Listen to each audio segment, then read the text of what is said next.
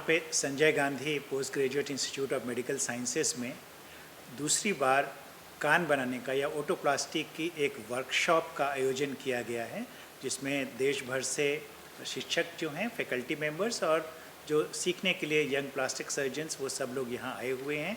और लंच के पहले बहुत सारे लेक्चर्स हुए और लंच के बाद वास्तविक कार्टिलेज पर उसको आकार देकर कान बनाने का उनको अभ्यास कराया जाएगा। सर थोड़ा सा अगर इसको डीपली आप समझाएं कि ये है क्या, actually what is hands on cartilage carving. ये मोहित, तो ये जो कान होता है इसको बनाना काफ़ी मुश्किल काम है, तो उसके लिए प्रैक्टिस करनी होती है। तो प्रैक्टिस के लिए कोई जानवर का स्लॉटर हाउस में से जो बचा हुआ कार्टिलेज होता है उसको लाकर उसके ऊपर प्रैक्टिस करी जा सकती है। और दूसरे कुछ ऐसे मटेरियल्स भी हैं जिसके अंदर की जैसे सन बोर्ड होता है, उसके ऊपर टेम्पलेट रखकर आप कान बनाने की कार्विंग की प्रैक्टिस कर सकते हो। तो वही हम लोग यहाँ पर जो स्टूडेंट्स हैं उनको बताने की कोशिश कर रहे हैं और उसी का प्रैक्टिस सेशन होगा और खाने के बाद और उसी की तैयारी की। कान में एक बहुत ही मुलायम हड्डी होती है जिसको हम कार्टिलेज कहते हैं, हड्डी नहीं होती, कार्टिलेज उसको कहते हैं। तो उसका आकार जो है वो बनाना बहुत महत्वपूर्ण होता है कान बनाने की सर्जरी करने के लिए, और उसका अभ्यास करने की ज़रूरत होती है, और वो अभ्यास वास्तविक मरीजों में नहीं हो सकता। इसलिए जानवरों के छाती से जो कार्टिलेज उनके पसलियों के आगे होता है उसको लेके, या दूसरे कार्टिलेजेस को लेके, बड़े कार्टिलेज मिल जाते हैं जानवरों में, उनको लेके फिर उनको टेबल पर अभ्यास कराया जाता है प्लास्टिक सर्जरी के जो ट्रेनीज़ हैं उनको, कि वो किस तरह से इस कान के आकार का कार्टिलेज को वो बनाना सीखें, ताकि जब वो वास्तविक सर्जरी करने जाएंगे तो मनुष्य की पसली से वो कार्टिलेज निकाल के, मरीज की पसली से कार्टिलेज निकाल के उसको उसी प्रकार का आकार दे के जो कि उसके दूसरे कान जैसा है वो वहाँ लगा के कान के पास फिर कान को पुनः बनाएंगे। थोड़ा सा हिस्ट्री बता सकते हैं इंडिया में क्या रही है इससे पहले? अगर इस बारे में हिस्ट्री नहीं, इसका हिस्ट्री ये है कि ये क्योंकि ये मुश्किल सर्जरी है तो इसमें अच्छे आउटकम्स लाना बहुत मुश्किल है। तो इसलिए ट्रेनीज़ की बहुत ही अच्छी तरह से ट्रेनिंग की ज़रूरत है, तभी जाके आप अच्छी तरह मरीजों को बिना नुकसान के उनको अच्छे से अच्छा आउटकम दे सकते हो। तो उसी का प्रयास इस वर्कशॉप में चल रहा है। और हिस्टोरिकली तो ये है कि भारत ऐसा देश है जहाँ पर प्लास्टिक सर्जरी का जनन हुआ था, और सुश्रुता महर्षि ने सबसे पहले कान के ऊपर और नाक के ऊपर सर्जरी का डिस्क्रिप्शन दिया था सुश्रुता संहिता में। तो ये करीब 7000 साल पुराना सब कुछ चला आ रहा है, मगर अभी भी यंग प्लास्टिक सर्जन्स को इसमें कंटिन्यूस ट्रेनिंग की ज़रूरत है। उसी के लिए यहाँ पर पूरे देश भर से फैकल्टी आए हुए। विनीता जी कुछ बताना चाहेंगी?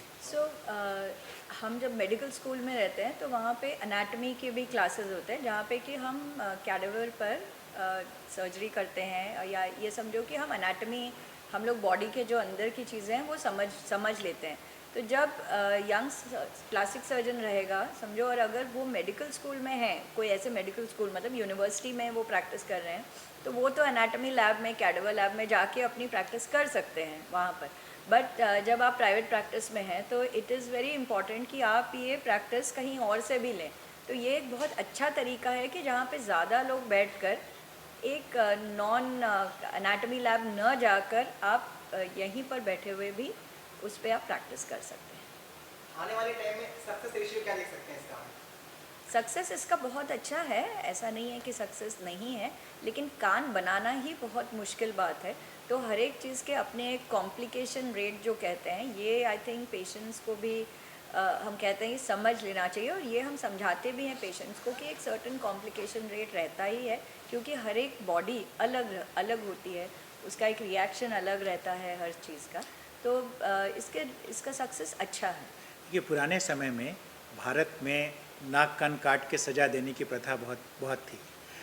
नाक को बनाने का जो तकनीकी थी वो तो बहुत पहले शुश्रुत के समय से ही विकसित हो गई, लेकिन कान बनाने की तकनीकी में उतना विकास नहीं हो पाया। लेकिन आज के समय में कान बनाने की तकनीकी में काफ़ी विकास हुआ है, और न केवल भारत में बल्कि विदेशों में भी। लेकिन फिर भी कान बनाने की प्रक्रिया इतनी कठिन है कि उसका बहुत प्रचार प्रसार नहीं हो पाया। लेकिन अब इस तरह की कार्यशालाओं के द्वारा और इस तरह की फैकल्टीज़ के द्वारा, जबकि एक वास्तविक पशु कार्टिलेज पर जो ट्रेनीज़ हैं उनको ट्रेनिंग दी जा सकती है, ताकि वो एक बेहतर सर्जन बन सकें और जब अपने मरीजों में कान बनाएं तो वो बेहतर बन सके। और आज जब जो डॉक्टर मोहित या डॉक्टर विनीता या अन्य प्लास्टिक सर्जन जैसे दक्ष प्लास्टिक सर्जन जब कान बनाते हैं तो उसकी सक्सेस रेट लगभग 100% रहती है। सर, कितनी उम्र तक ऐसा किया जा सकता है और किस उम्र में इसको ज़्यादा बेनिफिट होता है, कि किस एज के लिए ऐसा है जिसमें सफलता ज़्यादा पाई जा सकती है? तो जैसे जैसे बच्चा बड़ा होता है तो लगभग 10 साल के बाद हमें चेस्ट में उतना कार्टिलेज मिलता है कि जिससे ढंग से कान बनाया जा सके। और जैसे उम्र बढ़ती है तो वो कार्टिलेज के अंदर कैल्शियम डिपॉजिट होने के कारण वो हड्डी में कन्वर्ट होता जाता है, तो तब हमें उसको बनाने में ज़्यादा दिक्कत होती है। मगर बनाया है तो कभी भी जा सकता है, तो चाहे आदमी 50 साल का हो जाए या 60 साल का हो जाए, तभी भी अगर वो हड्डी भी बन जाता है तभी भी उसकी एक ड्रिल से कार्विंग करी जा सकती है और उसको कान का शेप दिया जा सकता है। बट उसमें क्या सफलता पूर्णतया सफलता मिलती है? सफलता तो मिलती है मगर काम और भी ज़्यादा मुश्किल हो जाता है। सर, अभी तक कितने लोगों के साथ, मरीजों के साथ इसकी प्रैक्टिस की जा चुकी है?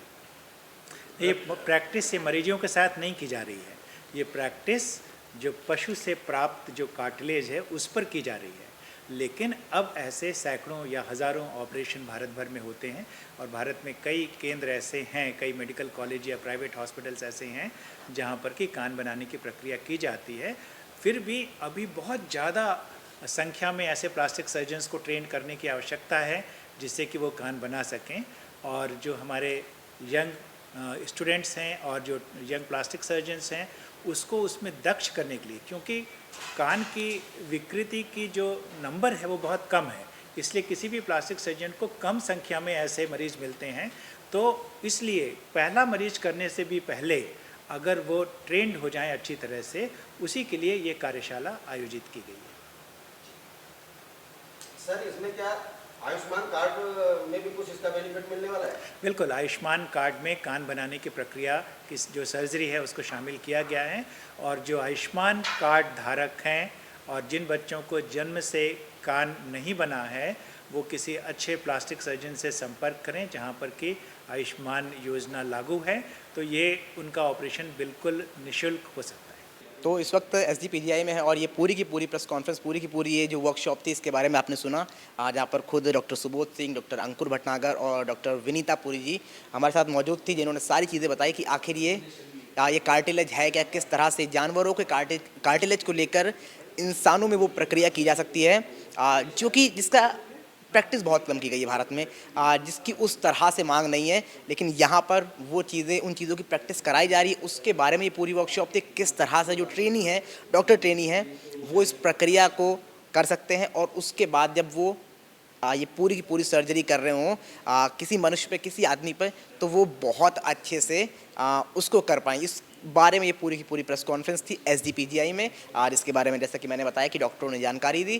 तो ये सारी की सारी चीज़ें थी यहाँ पर, किस तरह से ये ईयर ट्रांसप्लांट आप कर सकते हैं, किस तरह से हैंड्स ऑन कार्टिलेज कार्विंग, ये पूरी की पूरी प्रक्रिया जिसके बारे में हमने उनसे पूछा, इन्होंने बताया। आपने भी देखा ही होगा वीडियो में। तो फिलहाल के लिए इस वीडियो में इतना ही था और ये सारी की सारी चीज़ें थी जो हमने आपको बताई।